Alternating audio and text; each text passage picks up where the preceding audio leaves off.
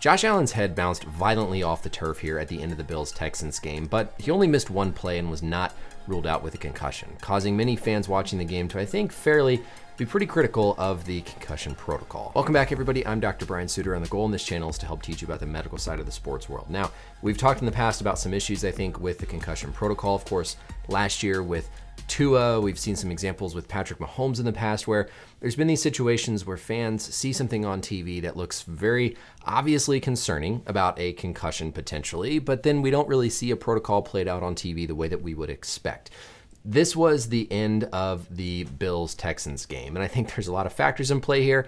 If you look at this replay, though, I don't know how you can argue just watching it that it didn't look like Allen was unconscious. At this point in the game, there's like 4 minutes left in the fourth quarter. It's an extremely close game. The Bills are down by 3. As Allen is being tackled outside of the pocket here, look at how his head just violently bounces, boom, right off of the turf.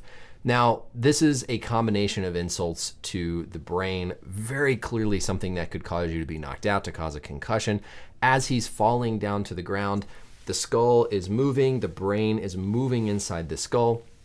As the helmet hits off the ground, then violently the skull stops moving, the brain slams and moves into the inside of the skull, causing major disruption and trauma in through those brain cells and very potentially enough energy to lead to a concussion. One of the biggest telltale signs that I think he was probably unconscious here is the left hand as his head is coming down to the ground and he's falling. So here he's already bounced his head off the turf, and as he continues to fall down, look at that left hand. He does nothing to try and brace, prevent his fall, or guard his fall. That left hand completely hyperflexes, the wrist bending up underneath him here. That is not something you do if you're conscious and you're trying to brace your fall. If you're trying to brace your fall, you extend your wrist, you land on it this way to reflexively break that fall. And so the fact that we saw this with the wrist is also equally concerning. We're going to talk about this image next that we barely caught a still frame of and why this is equally concerning. But first, I want to give a quick shout out to the sponsor of today's video. You don't have to be a pro athlete to have elite level nutrition, and when it comes to vitamins and minerals, nobody's got you covered like the sponsor of today's video, Grunes. Long gone are the days of shoving a bunch of vitamin pills down your throat or dealing with those messy greens powders. Grunes is a daily gummy that features all those key vitamins and minerals that your body relies on. And listen up, because if you use my link down in the description today, you're gonna get up to 45% off your purchase of Grunes. Grunes are a comprehensive formula packed into 8 gummies a day. They come in these really nice little single serving packets with either low sugar or sugar-free variety. It's not a multivitamin, a greens gummy, or probiotic. It's all of those things packed into a nutrient-dense and honestly, really darn tasty gummy. They taste delicious. It's almost like a nice little treat while getting all that key nutrition. They're packed with 60 plus vitamins, minerals, and nutrient-dense ingredients. You know you're getting 100% of the safe vitamins that you need and just 25% of the ones that you gotta be more careful about to not have excess levels. So once again, be sure and click the link down in the description or scan the QR code over here on screen to get up to 45% off your order of Grunes. Stop shoving pills down your throat and ditch those messy powders for what honestly is, I think, one of the tastiest ways to get that daily nutrition that you need. So now as Allen is coming out of the medical tent, of course the circumstances here is that Houston turned the ball over, and it was pretty much right as the ball was turned over that we saw Allen rushed out of the medical tent to come back into the game. And what does it look like is being handed to him, or offered to him, I should say? Smelling salts. Now, we don't see Allen specifically take the smelling salts, but very clearly he is being offered smelling salts as he's coming out of the medical tent. That's what this is. I've been around on these sidelines enough to know that's not anything else random. This looks like smelling salts.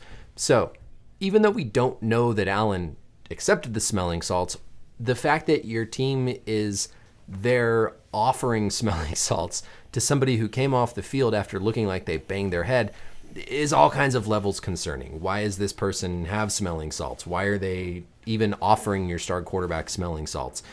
It raises another level of concern in my mind that he was foggy in the head. They gave him the smelling salts to help wake him up. When the game turns, his team recovers the ball and they're back going down to score at the end of the game. This is concerning. You're not supposed to use any sort of smelling salts because that masks the symptoms of a concussion. Smelling salts get used all the time. I understand that. I'm not naive to that. But the danger with smelling salts is that you use them, it makes you alert because it causes you to suck in all this extra oxygen.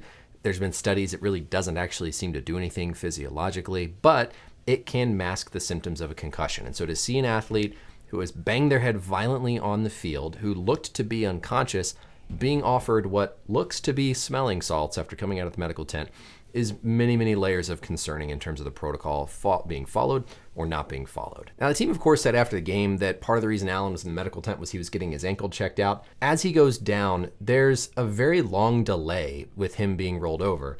As he's laying here on the ground, this to me looks like somebody who is unconscious. He's laying there motionless. It's a tight game. He's going to be popping back up if he weren't unconscious. His teammates have to come in and physically roll him over, and then he still is simply just laying there, not seemingly wanting to get up. He's not fighting the medical staff.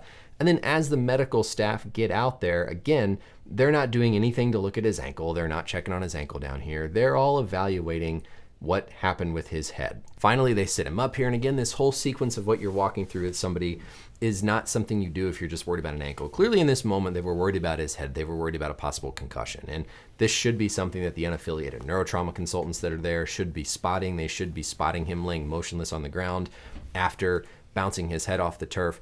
So this whole ankle stuff, I don't really know where that came from because there seemed to be no concern here about the ankle getting rolled up on, and I think that's just a little bit of something to maybe try and distract from the real concern. There's just a lot of bad optics with this situation. And when you have fans online who are seeing this and former players calling out that it looks like the protocol failed him, it's hard to argue when we look at the replay.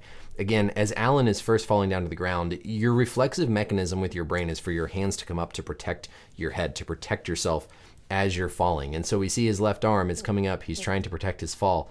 Boom, head bounces off the turf. As he rolls back down, that left wrist, that left arm looks completely limp. It's completely motionless. He rolls up on that left wrist. This is not somebody who is conscious and alert going down to the turf. We saw him lay there motionless on the field after bouncing his head off hard.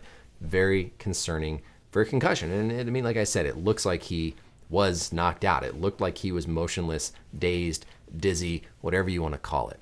And even if you think about the concussion protocol, right, it's very black and white. If you get knocked out, if you're unconscious, that's enough to rule somebody out with a concussion. It doesn't matter what the physical exam shows in the locker room. If you get hit to the head, have a mechanism, you get knocked out, you lose consciousness, that is it. You are done. But even if you are dazed, you're woozy, you have a headache, you're being offered smelling salts after hitting your head, that is enough to put you in that protocol or at least undergo a much more extensive evaluation back in the locker room. The fact that Allen was not taken back to the locker room, it was only like 4 or 5 minutes of real time. That's not an adequate amount of time to do that full assessment. And so it is very concerning. It certainly seemed like he was just being rushed back out onto the field because of the time point in the game where the Bills got the ball back. And I agree with fans watching that it's concerning. I will say it's nice to know that fans are catching this stuff. It's good to see that people are realizing that that clearly looked like a violent hit. It clearly looked like he was unconscious, and fans are starting to call it out because I think eventually that leads to more pressure with the teams being aware of these things, other players being aware of these things, and hopefully we'll see fewer and fewer of these circumstances. It'd be great if we could hear from the staff in terms of what was evaluated, what was assessed. We probably won't, but good on fans for noticing this, pointing this out, and being equally concerned as I was seeing this play happen live. And don't take smelling salts if there's any concern that you've got a concussion. That's just going to mask your symptoms. It's not going to help you perform any better, and it's only going to make it riskier if you go back in the game and hit your head again. That's it for the video, everybody. Thank you as always for watching. Let me know any questions or comments down below. And until next time, we'll see you later. Bye.